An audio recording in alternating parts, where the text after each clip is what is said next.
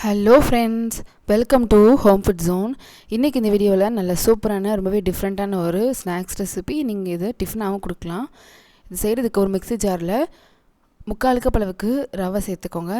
எந்த கப்பில் நீங்கள் ரவை அளந்து எடுக்கிறீங்களோ அதே கப்லேயே 2.5 கப் அளவுக்கு அவல் சேர்த்துக்கோங்க.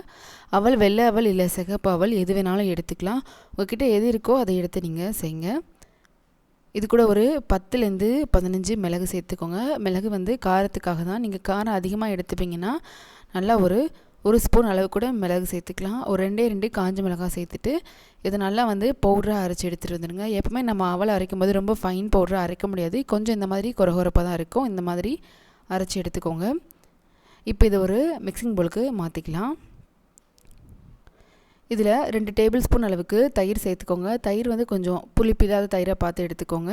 1/2 ஸ்பூன் அளவு உப்பு சேர்த்து தேவையான அளவு தண்ணி ஊற்றி நல்லா கலந்து எடுத்துக்கோங்க. மாவு பார்த்திங்கன்னா நம்ம இட்லி மாவு பதத்துக்கு கலந்து எடுக்கணும். அதனால் தண்ணி கொஞ்சம் கொஞ்சமாக பார்த்து ஊற்றிக்கோங்க. ஏன்னா நீங்கள் எடுத்துருக்கிற அவளுக்கு ஏற்ற மாதிரி தண்ணி அதிகமாகவும் இல்லை கம்மியாகவும் தேவைப்படும்.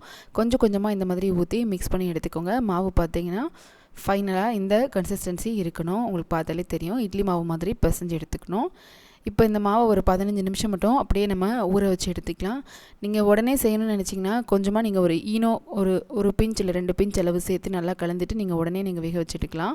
ஈனோ சேர்க்காமல் செய்யணுன்னா நீங்கள் கொஞ்சம் நேரம் ஊற வைக்கணும். ஒரு 15 நிமிஷம் ஊற வச்சிங்கன்னா கரெக்டாக இருக்கும். இப்போ இது சின்ன சின்ன இட்லியாக ஊற்றி எடுத்துக்கலாம். நீங்கள் பெரிய இட்லியாகவும் ஊற்றி எடுக்கலாம். சின்ன சின்ன இட்லி பிளேட் இல்லாதவங்க நீங்கள் தாராளமாக பெரிய இட்லியாக ஊற்றி நீங்கள் கட் பண்ணி கூட எடுத்துக்கலாம். இப்போ இதை நான் மினி இட்லியாக ஊற்றி எடுத்துருக்கேன். இதை வேக வச்சு எடுத்துக்கலாம். ஹை ஃப்ளேமில் வச்சு ஒரு 7லேருந்து 8 நிமிஷம் வெந்ததுக்கப்புறமா நம்ம பார்க்கலாம். நல்லா வெந்து வந்திருக்கு. இதே மாதிரி மீதி இருக்கிற எல்லாத்தையுமே போட்டு வேக வச்சு எடுத்துகிட்டு இதை தாளிக்கிறதுக்காக ஒரு பேனை சுடு பண்ணிவிட்டு கொஞ்சமாக எண்ணெய் விட்டுக்கோங்க. இதில் 1/2 டீஸ்பூன் அளவு கடுகு சேர்த்துட்டு 1/2 டீஸ்பூன் சீரகம், ஒரு 2 பல் பூண்டு நல்லா பொடிசாக கட் பண்ணி சேர்த்துக்கோங்க. கொஞ்சமாக ஃப்ரெஷ்ஷான கருவேப்பிலை சேர்த்து நல்லா கலந்துக்கோங்க. பூண்டு நல்லா செவந்து வர வரைக்கும் வறுத்து எடுத்துக்கோங்க. இதில் ஒரு மீடியம் சைஸ் வெங்காயம் பொடிசாக கட் பண்ணி சேர்த்துக்கோங்க. வெங்காயம் பச்சை வாசனை போய் நல்லா கண்ணாடி மாதிரி ஆகணும். அது வரைக்கும் நல்லா வறுத்து எடுத்துக்கணும். வெங்காயம் ஓரளவு நல்லா வறுப்பட்டதும் இதில் ஒரு சின்ன தக்காளி கட் பண்ணி சேர்த்துக்கோங்க. 1/2 ஸ்பூன் அளவு உப்பு சேர்த்து நல்லா கலந்து விட்டுக்கோங்க. தக்காளி நல்லா வதங்கி மசியணும். இப்போ பார்த்திங்கன்னா தெரியும் தக்காளி நல்லா மசிஞ்சு வந்திருக்கு. இந்த ஸ்டேஜில் இதுக்கு தேவையான மசாலா எல்லாமே சேர்த்துக்கலாம். மசாலான்னு பார்த்திங்கன்னா உங்களுக்கு விருப்பமான மசாலா எது வேணாலும் சேர்த்துக்கலாம். நான் ஒரு 1/4 ஸ்பூன் அளவு கரம் மசாலா, 1/2 டீஸ்பூன் அளவு குழம்பு மிளகாத்தூள் சேர்த்துருக்கேன். நீங்கள் சாட் மசாலா சேர்க்குறதா இருந்தாலும் சேர்க்கலாம். சீரகத்தூள், கொத்தமல்லி தூள் எது உங்களுக்கு விருப்பத்துக்கு ஏற்ற மாதிரி நீங்கள் சேர்த்துக்கலாம். மசாலா சேர்த்து மசாலா பச்சை வாசனை போகிற வரைக்கும் நல்லா கலந்து எடுத்துகிட்டு நம்ம வேக வச்சு எடுத்த குட்டி குட்டி இட்லி இதில் போட்டு நல்லா பரட்டி எடுத்துக்கலாம்.